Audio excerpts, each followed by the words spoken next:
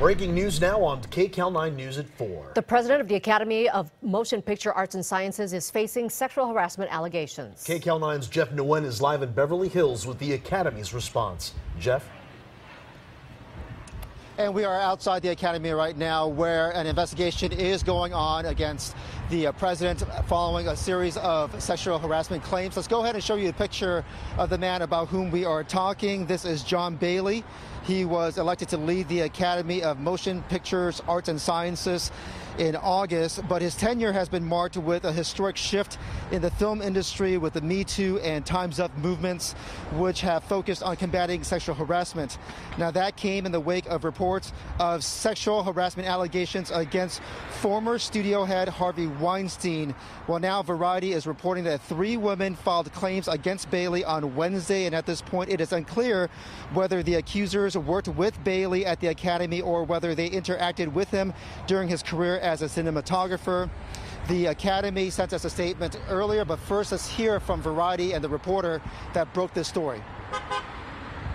John Bailey, the president of the Academy of Motion Picture Arts and Sciences, is under investigation for sexual harassment. There were 3 complaints against him that were filed with the Academy on Wednesday, and the Academy has opened an investigation into it. So to be clear, the Academy did confirm the claims against its president today to Variety, and this is the statement that it is sending to members of the media. The Academy treats any complaints confidentially to protect all parties. The membership committee reviews all complaints according to our standards of conduct process. We will not comment further until a full review is completed. So far, it's unclear when this investigation will end, but if Mr. Bailey is forced to step down, then the vice president of the Academy will go into place until the next election, which is slated for this summer in July. But that's the latest from here. We will send it back to you. All right, Jeff, thank you. Meanwhile, here comes the rain again. KCAL9 Doppler radar is lit up. More rain and more snow on the way. And a thick layer of clouds has been hanging over downtown L.A. and the L.A. basin today. At the beach in Santa Monica, there's been a mix of clouds and sun today.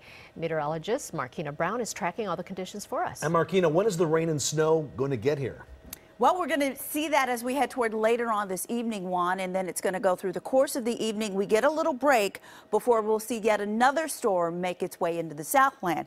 Good afternoon, everybody. Yeah, we are still dodging rain showers in and around Southern California. There's a very slow-moving area of low pressure now making its way through, and we can see that very light nuisance rain now making its way through parts of Los Angeles, down as far south as parts of Anaheim as well. Again, for the most part, as we zoom in, this is all basically very light rain. We know that by the color of the rain on the radar here. The very light rain is the lighter green, and then you get into more of steady rain as we get into the darker green. So there on Van Owen Street, Encino, Studio City, seeing some very light rain. But again, I'm tracking it as we go through the rest of the night tonight. We'll talk about that and the weekend coming up. All right, Markina, thanks. We'll have more on the rain and snow in just a few minutes here. More tonight also on KCAL9 News at 8, 9, and 10, and throughout the weekend right here on KCAL9 News. Heartbreak in Orange County where a family was found dead inside a minivan. This afternoon, we're learning more about the mom, dad, and their 2 young kids. KCAL9's Dave Lopez is live in Garden Grove where those bodies were found. Dave? Well, behind me, they've set up a memorial. The actual van was found over a few feet to my right. You can still see the dirty diapers over there. They're now being hidden in the bushes. The Garden Grove PD was going to release the names momentarily, but there's been a slight delay on that. But we can tell you this. This is a story by everything we've been told that did not need to happen. It should have never happened. These people should have asked for help. But it did happen.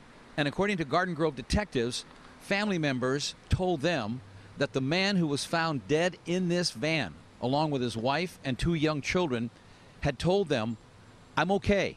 I'm homeless, but I can take care of my own family. I don't need any help." Because I tried to give him leads to go to the church on Euclid to talk to those people to get a place to live for him and his kids. And what did he say? He didn't want it. Dan Wellbond said he knew the family, that he would drive by, see them, and try to help them. How about his wife? She wouldn't go either? No. I think the wife was kind of scared of him. So police say last night, about 8:30, in this busy parking lot on the corner of Brookhurst and Chapman, a homeless woman smelled something very foul coming from this van. She looked inside, called police. Then came the grim discovery. 4 people laying down in the back of this van, all in their pajamas. Police identified the family as dad, age 41, mom, age 20, and 2 young children. A little girl, about 2, a little boy, 8 months old.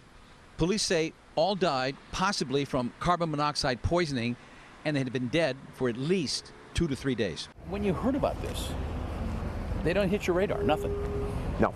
Never? No. It's the job of Officer Brian Mears and his partner to patrol the streets of Garden Grove looking for people who are homeless and in need, especially families living in their cars.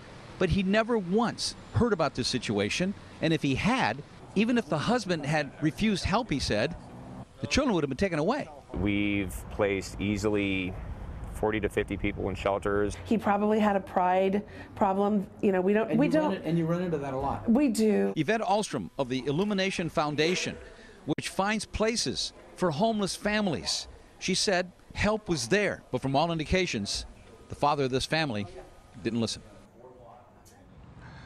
I've been told that when the van was found, the engine was not running, but there was every indication that the vehicle just simply ran out of gas, and carbon monoxide poisoning seems to be the obvious reason why they died.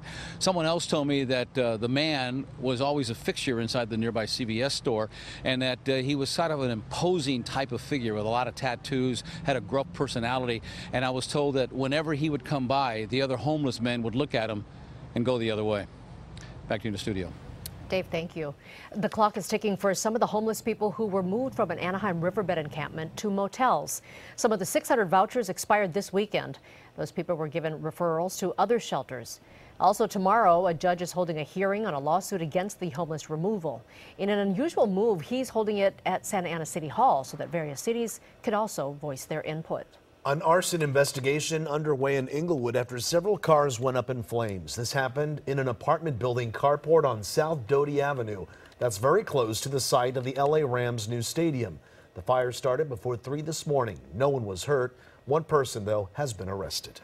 The death toll stands at 6 after yesterday's pedestrian bridge collapse in Miami. But police say that number will likely rise as they reach more crushed cars. One of the victims has already been identified. She's 19-year-old Alexa Duran, a student at Florida International University. KCAL9's Manuel Bojorquez is at FIU with the latest on the search for victims and the investigation into why and how the collapse happened. Heavy machinery is chipping through the rubble, but hope for survivors is all but over. Late last night, we transitioned from a search and rescue mission to one of recovery and investigation. The pedestrian bridge weighed 950 tons, suspended over a busy Miami highway. Cars were stopped underneath for a red light on Thursday when the walkway came crashing down. Police expect to find more victims trapped in their cars. The waiting is nothing I can imagine. I don't have words for that. The bridge had been in place for less than a week. Local authorities say the cables were being tightened after a stress test when the span collapsed. We have not confirmed that there was a stress test. We've heard that just as you have, and that will be confirmed. But the key here is not to jump to conclusions, not to speak on speculation, but to work off of facts. The bridge was constructed with an accelerated method designed to be faster and less risky. The builder has been sued in the past for substandard work, but police say it's too soon to talk about criminal charges. Right now, we just want to find out what occurred, what caused this collapse to occur, and people to die. The bridge was built to connect Florida International University to the surrounding community. The school's president said it was supposed to be about goodness, but has brought uncontrollable sadness instead. Manuel Bojorquez, Miami. Turns out one of the companies involved in building that Florida bridge was also involved with this bridge, which collapsed 11 years ago. Coming up in our second half hour here, we'll have much more on both those deadly accidents and on the new bridge building technique used in the Florida case. Well, a woman at the center of a kidnapping saga that started in Northern California and ended in Orange County has reached a tentative settlement with the Vallejo Police Department. Denise Huskins and her boyfriend, Aaron Quinn, will receive $2.5 million. In 2015, Quinn and Huskins were drugged and she was kidnapped from the couple's Vallejo home. Huskins' kidnapper held her for 2 days, raped her, and then let her go near her her parents' Huntington Beach home. Vallejo police repeatedly and publicly accused the couple of making up the story. And then months later, detectives arrested a former Marine for the crime. He is now serving 40 years for kidnapping. Rapper Suge Knight's former attorneys pleaded not guilty in a downtown LA courtroom today. Matthew Fletcher and Thaddeus Culpepper are accused of conspiring to bribe potential witnesses and obstructing justice. The two were Knight's lawyers for his upcoming murder trial.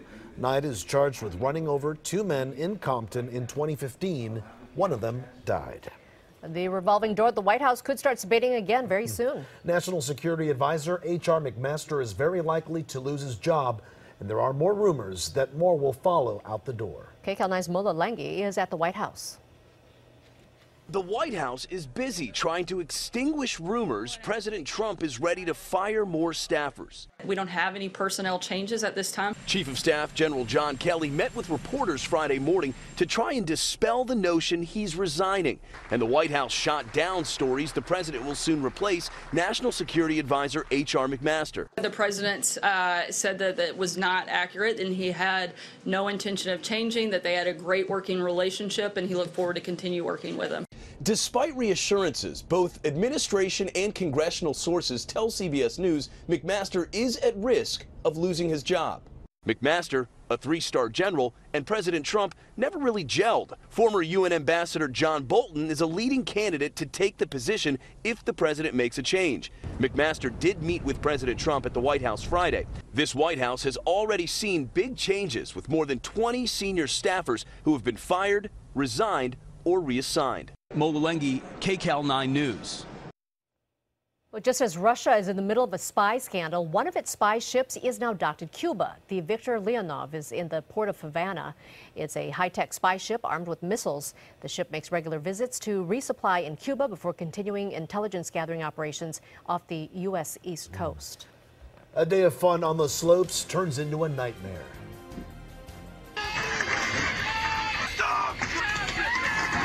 Whoa. Find out where skiers were sent flying when a chairlift went haywire. And this stretch of Topanga Canyon Boulevard is cleaned up, but crews still have it closed for at least another couple of days. I'm Amy Johnson. Will explain why coming up. More rain and mountain snow is in the forecast. Stick around. I'm tracking more than one system. I've got the details for you coming up. And speaking of rain, gold rains from the sky, landing on an airport runway. That and a whole lot more coming up next, right here on KCAL9 News at 4.